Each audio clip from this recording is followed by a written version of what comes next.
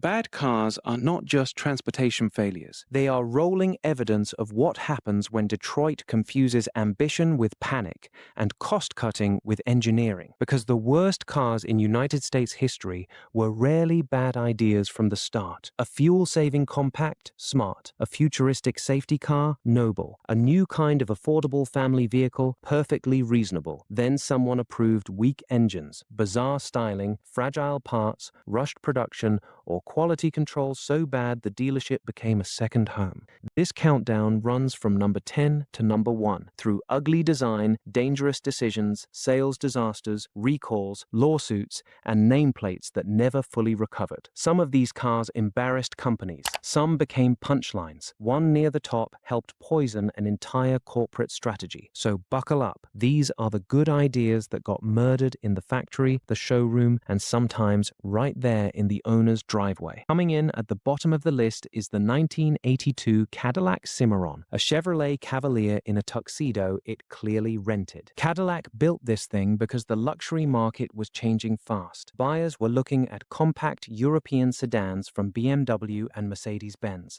cars that felt sharp, efficient, and prestigious without being the size of a courthouse. Cadillac needed an answer quickly, and quickly is the part that should have triggered every alarm in the building. Instead of developing a true small Cadillac, General Motors reached into its parts bin and pulled out the front-wheel drive J-body platform, the same basic bones used by the Chevrolet Cavalier, Pontiac J2000, Oldsmobile Forenza, and Buick Skyhawk. Then Cadillac added leather, extra trim, a different grille, and enough badge work to pretend nobody would notice. People noticed. Early Cimarrons came with a weak four-cylinder engine that made luxury car pricing feel like satire. Performance was dull, refinement was thin, and the car did not create enough distance from its cheaper siblings to justify the Cadillac crest on the hood. It was not just a small Cadillac. It was an economy car being asked to perform at a black-tie dinner while still wearing discount shoes. The real damage was not only sales disappointment. The Cimarron told buyers Cadillac was willing to charge prestige money for obvious badge engineering. For a brand built on status, that was brutal. And if the Cimarron proved embarrassing badge engineering could wound a legend,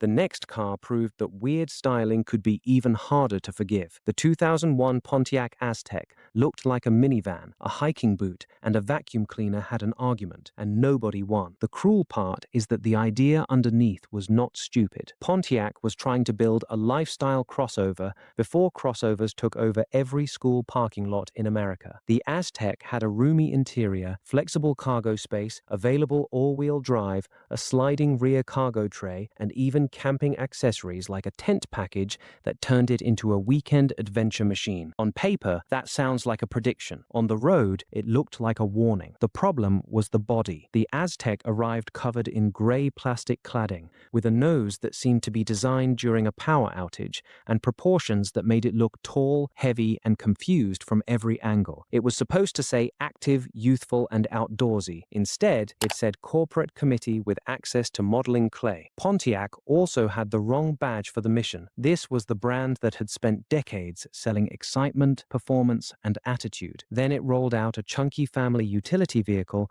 that drove like a sensible General Motors appliance and looked like it had been assembled from rejected concept car panels. Sales were nowhere near the original hopes. General Motors reportedly wanted tens of thousands more buyers per year than the Aztek ever attracted, and by 2005 it was gone. Later, its weirdness earned cult status, helped by television fame, but that did not save it when it mattered. The Aztek at least predicted the crossover boom. The next car predicted nothing except disappointment. The 1997 Plymouth Prowler was a concept car that arrived at the drag strip wearing sensible shoes. Chrysler in the 1990s wanted a rolling billboard. The company had survived the 80s, found new confidence, and started building cars with actual personality again. The Prowler was meant to prove Chrysler could do bold design, lightweight aluminum construction, and retro attitude without asking permission from anyone sedan in Detroit. Visually, it worked. The Prowler looked like a factory-built hot rod, with exposed front wheels, a pointed nose, a low cabin, and rear tires wide enough to make people expect tire smoke at every stoplight. It was not subtle. It was not practical. It was not supposed to be. This thing was supposed to be mechanical theater. Then Chrysler opened the hood and ruined the magic trick. Instead of a V8, the Prowler got a 3.5-liter V6. Early cars made around 214 horsepower, later bumped to 253, which was not embarrassing in a normal sedan. But in a car dressed like it escaped from a custom hot rod shop, it felt like ordering a flamethrower and receiving a desk lamp. Worse, it came only with a 4-speed automatic transmission. No manual, no row-your-own drama, no proper hot rod interaction. Just a shifter doing the emotional work of a rental car. Practicality was almost comic. The trunk was tiny, the ride was stiff, the cabin was cramped, and the price was steep for something that delivered more attention than speed. Chrysler later sold a matching trailer, which is never a great sign for your sports car. The Prowler was not a lazy failure. It was a brave idea undercut by timid hardware. It had the costume, the stance, and the swagger, but not the punch. The Prowler was style over substance. The next car had the opposite problem, a serious machine undone by serious danger. The 1960 Chevrolet Corvair was what happened when America tried to build a Porsche, then forgot the part where it should behave. General Motors did not start with a stupid idea. The Corvair was compact, unusual, and genuinely bold for Detroit. At a time when Volkswagen Beetles and other imports were proving Americans might buy smaller cars, Chevrolet answered with a rear-mounted, air-cooled flat-six engine, independent suspension, and packaging that looked nothing like a shrunken Bel Air. For 1960, that was brave. The Corvair was lighter, cleaner, and more interesting than the usual chrome-covered land yachts. It even won Motor Trend's Car of the Year. Chevrolet had built an import fighter with engineering personality, which is exactly the kind of sentence that usually appears right before the bill comes due. The early cars used a swing-axle rear suspension, and under hard cornering, especially with incorrect tire pressures, the handling could get nasty fast. The rear end could tuck, the car could oversteer sharply, and drivers expecting normal Chevrolet behavior could suddenly find themselves in a physics demonstration with hubcaps. Then came Ralph Nader's 1965 book, Unsafe at Any Speed, which made the Corvair the poster child for automotive safety negligence. Lawsuits, investigations, and public outrage followed. General Motors made things worse by investigating Nader personally, turning a car controversy into a corporate scandal with headlights. Later Corvairs received improved suspension, and the full story is more complicated than the legend. But reputation does not wait for nuance. The Corvair became shorthand for dangerous engineering, even after Chevrolet fixed much of what critics attacked. Its sin was controversial design that became a national argument. The next car made buyers feel like the whole platform was cursed. The 1980 Chevrolet Citation was a sales champion that aged like unrefrigerated mayonnaise. On paper, this was exactly the car General Motors needed. Detroit was getting squeezed by fuel prices, imports, and changing buyers, so General Motors launched its X-Body compacts to drag the company into the front-wheel drive future. The Citation promised efficient packaging, more interior room, better traction, and modern engineering in a sensible American compact. At first, it looked like a monster hit. Chevrolet sold roughly 810,000 Citations in 1980, making it one of the best-selling cars in America. Buyers saw a practical, new-generation Chevy. General Motors saw proof that it could still dominate the market when it wanted to. Then the ownership experience showed up with a crowbar. The Citation became infamous for rough build quality, electrical problems, leaks, rattles,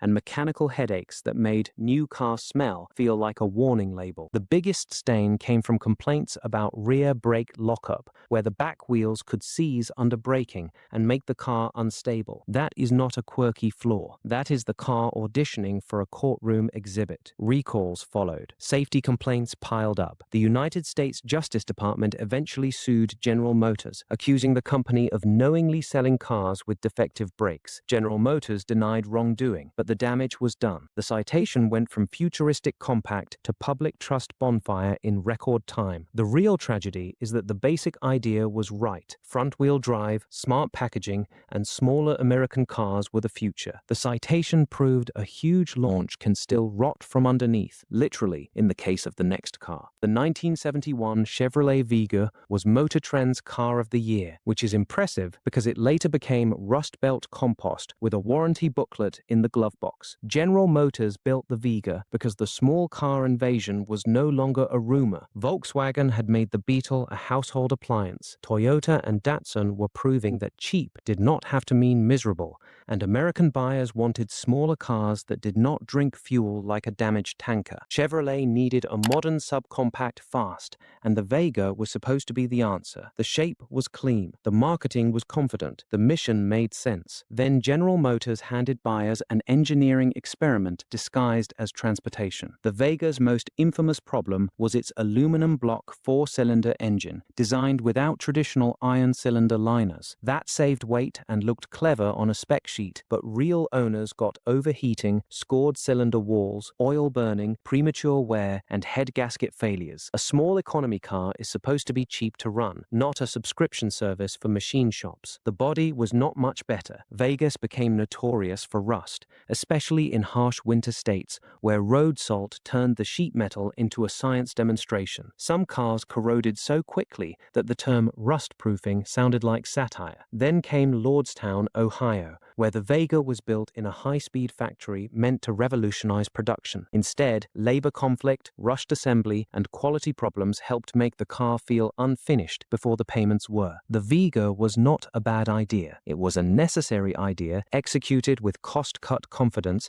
and durability-blind optimism. Chevrolet needed an import fighter. It built a car that made imports look honest. And if the Vega embarrassed Chevrolet, the next disaster embarrassed an entire new Ford brand before it could even breathe. Ford did not just build a bad car in 1958. It built a new word for failure. The Edsel was a marketing department's fever dream, with white wall tires and a grille nobody could unsee. Some people said it looked like a horse collar. Others were less polite. Either way, when the front of your brand new automobile becomes the punchline before the engine even starts, the brochure has already lost the argument. Ford's plan sounded serious. The company believed there was a profitable gap between Ford, Mercury, and Lincoln, so it created an entire mid-price division to capture buyers climbing the economic ladder. This was not one model. This was a whole brand with its own dealerships, its own hype campaign, and expectations big enough to bend steel. Then reality arrived wearing brass knuckles. The Edsel launched into the recession of 1958, exactly when families were not eager to gamble on a strange new nameplate with ambitious pricing. Worse, the car overlapped awkwardly with existing Ford and Mercury products, so buyers were asked to pay more for confusion. The styling did the rest of the damage. The vertical grille dominated every conversation. The body looked over-decorated even by late 50s standards, and the push-button transmission controls mounted in the steering wheel center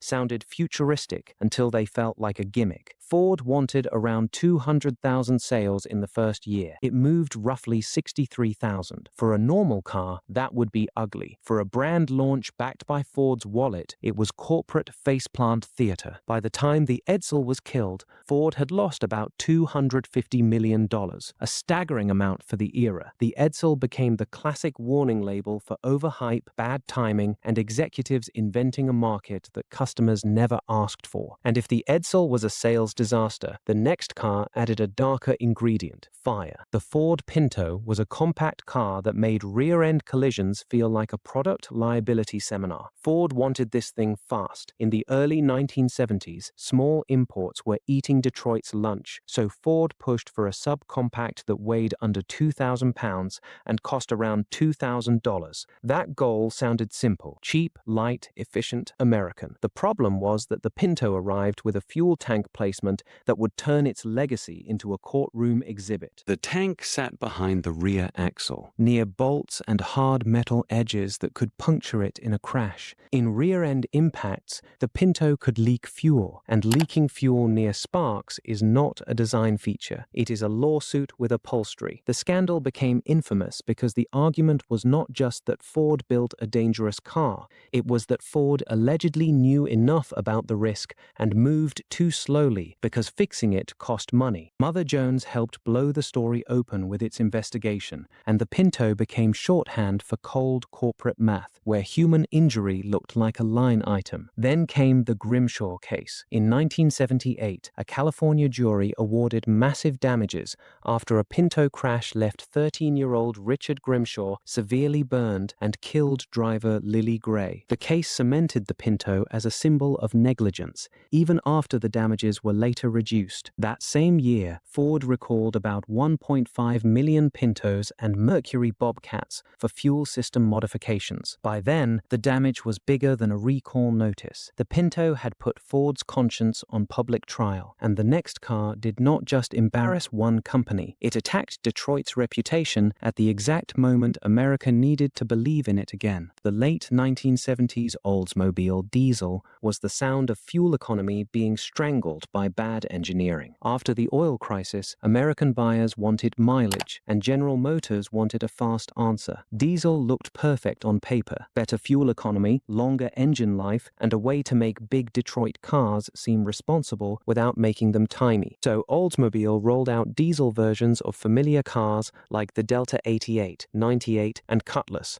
promising thrift in a wrapper buyers already trusted. Then reality started coughing black smoke in the driveway. The infamous 5.7-liter Oldsmobile diesel was not a clean-sheet diesel built from the ground up. It was heavily based on gasoline engine architecture, and that shortcut became the original sin. Diesel engines need to handle much higher compression, but this one went into battle with weak head bolts and marginal durability. Blown head gaskets became common, and once coolant or water got into places it should never be, the engine could self-destruct with the confidence of a hand grenade. Owners dealt with hard-starting, rough-running, smoke, failing injection pumps, and fuel systems that hated water contamination. Many mechanics were not prepared for passenger car diesels either, so diagnosis often became expensive guesswork. Customers who bought these cars to save money ended up paying for repairs that made gasoline look like a luxury product. General Motors sold hundreds of thousands of these diesels across Oldsmobile, Cadillac, Buick, Chevrolet, and Pontiac models, which meant the failure was not some tiny footnote. Lawsuits followed, anger spread, and the phrase GM diesel became toxic in American driveways. The real damage was bigger than one bad engine. Oldsmobile helped convince a generation of Americans that diesel cars were smoky, fragile punishment boxes, and the worst part is, diesel technology itself was not the villain. The rush job was. This engine scared America away from diesel for decades. But the final car on this list did something even more destructive. It helped turn a once mighty brand into a cautionary tale. The DeLorean DMC-12 was a spaceship body powered by the emotional urgency of a lawn chair. On paper, it had everything a legend needs: gull-wing doors, brushed stainless steel body panels, sharp Giorgetto Giugiaro styling, a founder, John DeLorean, who had escaped General Motors to build a new American sports car company